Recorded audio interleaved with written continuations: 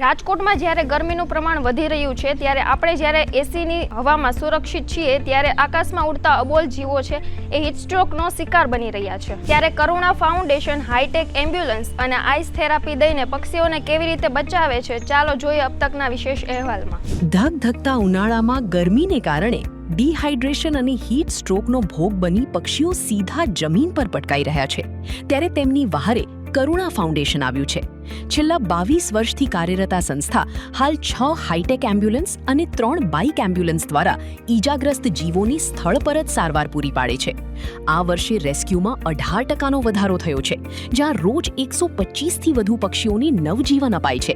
હોસ્પિટલમાં આઈસ બાથ, ORS અને cooling therapy દ્વારા પક્ષીઓને ગરમી સામે રક્ષણ આપવામાં આવે છે। પક્ષીઓને બચાવવા માટે માનવતા દાખવો અને ઇમરજન્સીમાં 1962 અથવા 989809 પર કોલ કરો। મારું નામ ડૉક્ટર નિકુંજ વિપોરિયા છે। હું કરુણા ફાઉન્ડેશન ટ્રસ્ટ એનિમલ હેલ્પલાઇનમાં છેલ્લા 5 વર્ષથી આ વેટરનરી ડૉક્ટર તરીકે કામ કરું છું। આપણે એનિમલ હેલ્પલાઇન ખાસ કરીને જે સ્ટ્રીટ એનિમલ છે એમાં કામ કરે છે અને એમાં વધારે પડતા કબૂતર, પક્ષીઓમાં જોવા જાય તો વધારે પડતા કબૂતર છે, શ્વાન છે, ગાય છે, એવા એનિમલના કેસ આવતા હોય છે। આ પ્રકારના કેસ એનિમલ હેલ્પલાઇનના રજિસ્ટર્ડ નંબરમાં કોલ આવે, તેથી એનિમલ હેલ્પલાઇનની એમ્બ્યુલન્સ ત્યાં સ્થળ ઉપર જઈને એને સારવાર કરે છે અને જે પક્ષીઓ હોય છે ખાસ કરીને કબૂતરને એને ત્યાંથી સ્થળ ઉપરથી લઈને એનિમલ હેલ્પલાઇનની હોસ્પિટલે લઈ જવામાં આવે છે। ત્યાં એની જેટલા દિવસ સારવારની જરૂર પડે એટલા દિવસ સારવાર કરવામાં આવે છે અને સાજું થઈ ગયા પછી પાછું આકાશમાં ઉડાડી દેવામાં આવે છે। ખાસ કરીને જે ડિસેબલ પક્ષીઓ હોય છે, જે કોઈ પંખામાં આવી જવાથી કે કોઈ ડોગ છે, કેટ છે અને બાઇટ થવાના કેસમાં એની પાંખ કે કોઈ બીજી રીતે ડિસેબલ થઈ ગયું હોય, ફરીથી ઉડવા માટે સક્ષમ ના હોય, એ એનિમલ હેલ્પલાઇનના ચબૂતરામાં જીવે ત્યાં સુધી આપણે એને સાચવવામાં આવે છે અને એને સારવાર કરવામાં આવે છે। ખાસ કરીને જે આપણે ત્યાં પક્ષીઓ આવતા હોય છે એને એના ચબૂતરામાં જ એને એ રીતની ચણની વ્યવસ્થા કરેલ હોય છે, પાણી રાખેલું હોય છે, જે ફીડર અને ડ્રિંકરમાં નાખવામાં આવેલું હોય છે। જેટલું એને જરૂરિયાત હોય એ મુજબ એમાં આવતું હોય છે, એ રીતે ખાતા હોય છે। એના સિવાય જે ઉનાળાના ટાઈમમાં પક્ષીઓના માળા, ચકલીઓના માળા, પક્ષીઓને પીવા માટેના પાણીના કુંડા, ગાયોને પીવાના કુંડા એનિમલ હેલ્પલાઇન દ્વારા વિના મૂલ્યે એમની હોસ્પિટલેથી વિતરણ કરવા। ઓન એન એવરેજ રોજના 100થી 125 કેસ કબૂતરના ખાલી આવે છે સારવાર કરવા। અત્યારે ખાસ કરીને આપણી આસપાસ કોઈ પણ કબૂતર ઘાયલ અવસ્થામાં અથવા વધારે પડતા સ્ટ્રોકના કારણે કોઈ એવી જગ્યાએ બેઠેલું દેખાય અને ઉડવા માટે સક્ષમ ન હોય તો સૌથી પહેલાં આપણે એમને સેફ જગ્યા આપવી જોઈએ, જેથી કરીને બિલાડી કે કૂતરનો શિકાર ન બને।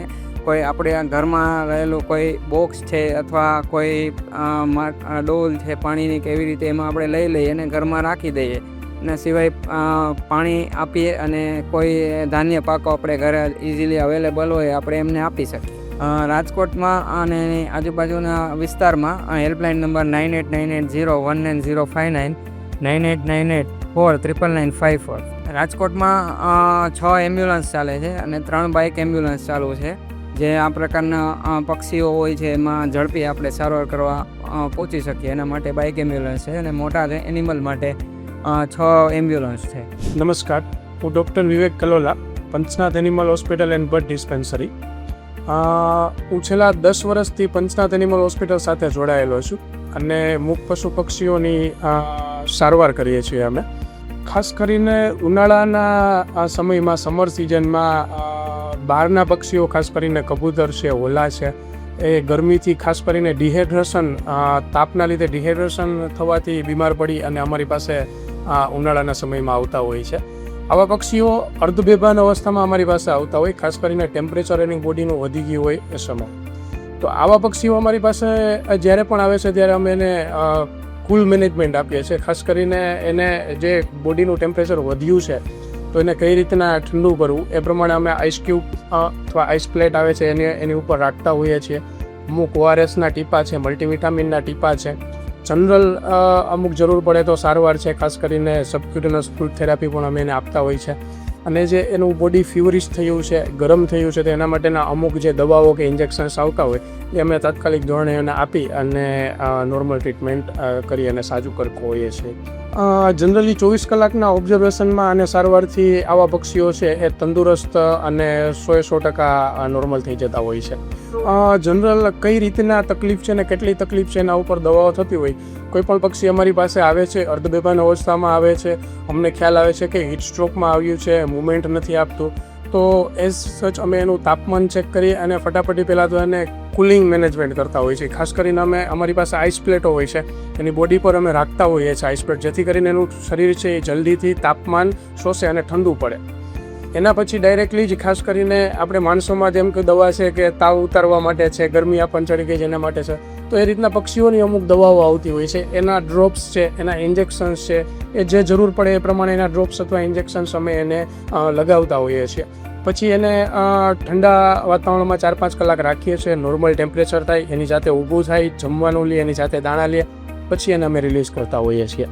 પ્રાઇમરી બેઝ લેવલે તમે જુઓ કે કોઈ માણસને રસ્તા પરથી આવા કોઈ પક્ષીઓ મળે છે તો ફક્ત એ પોતે છે એ ઠંડુ પાણી અથવા આઈસ ક્યુબ છે રૂમાલમાં રાખી અને એની બોડી પર ખાસ કરીને માથાના ભાગ પર એને 5 થી 7 મિનિટ ઘસી શકે છે અને નજીકના હોસ્પિટલે એને સ્થળાંતર કરી શકે છે.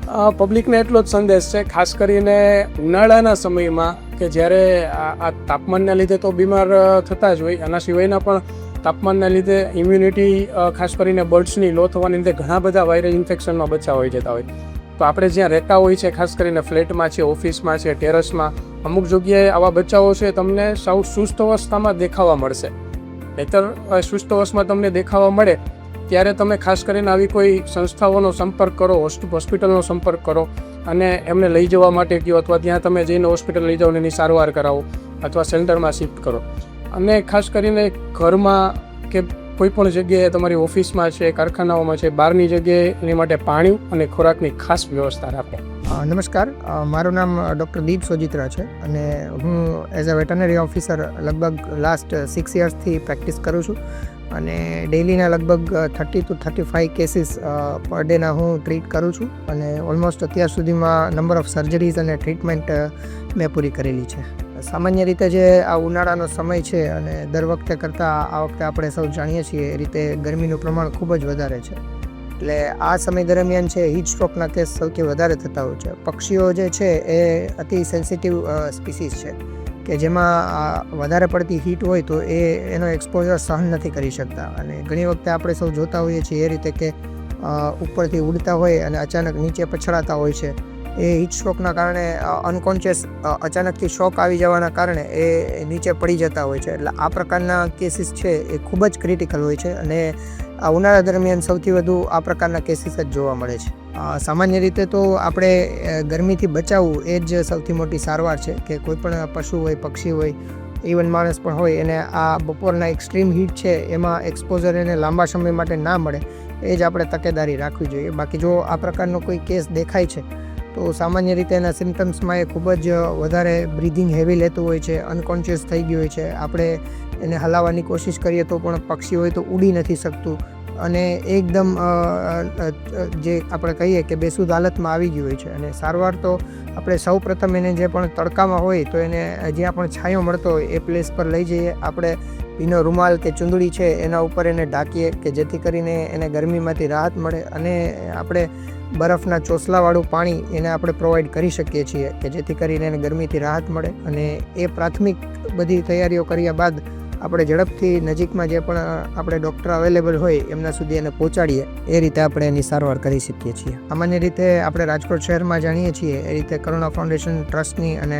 અમારું આજે અરમ ઓલવેઝ કેર ક્લિનિક છે એ રીતની ઘણી બધી સંસ્થાઓ કાર્યરત છે કે જે આ રીતના તમને ઇન્જર્ડ બર્ડ્સ કે કોઈ દેખાય તો તમે ઓન કોલ કરી શકો. આપણી 3-4 હોસ્પિટલ છે આ રીતે, ત્યાં તમે એને તરતથી પહોંચાડી શકો તો ઇમિડિયેટલી એને ટ્રીટમેન્ટ મળી જાય છે. અને ત્યારબાદ આપણી પાસે એનું શેલ્ટર હોમ પણ છે કે જો કોઈ એવું પક્ષી હોય કે જો વધારે ઇન્જર્ડ થઈ ગયેલું છે અથવા તો ઉડવા માટે કેપેબલ નથી અને એને 4 to 5 ડેઝ અથવા તો ઇવન લોંગર ટાઈમ માટે જો એને શેલ્ટરની જરૂર છે, હોસ્પિટલાઇઝેશનની જરૂર છે તો એની પણ આપણી પાસે વ્યવસ્થા છે. આ પક્ષીઓ સામાન્ય ઈજા છે અથવા તો હીટ સ્ટ્રોક આવ્યું છે તો એને આપણે એટલીસ્ટ 4 to 5 અવર્સ માટે જો સારા શેલ્ટરમાં કે જ્યાં એને ગરમીથી બચાવી શકાય અને એની પ્રાથમિક સારવાર મળી જાય તો ઇમિડિયેટલી આપણે એને રિલીઝ કરી શકીએ છીએ, ઉડાડી શકીએ છીએ.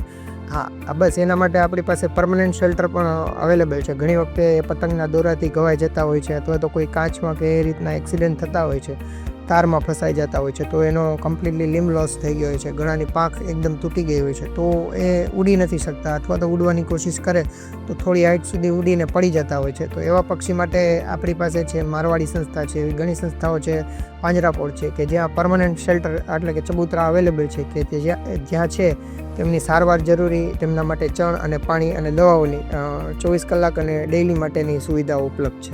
આપણે અહીંયા રાજકોટમાં જે છે 1962 ગવર્મેન્ટ હેલ્પલાઇન નંબર છે, એની સાથે જ આપણો કરુણા ફાઉન્ડેશનનો 9898019059 એ હેલ્પલાઇન નંબર છે, જે 24 કલાક અને 365 દિવસ આખા રાજકોટ અને એની આસપાસના એરિયામાં સર્વિસ આપે છે. તો યાદ રાખજો, તમારી એક જાગૃતિ કોઈ અબોલ જીવને નવજીવન આપી શકે છે. તો માનવતા દાખવો અને પક્ષી બચાવો.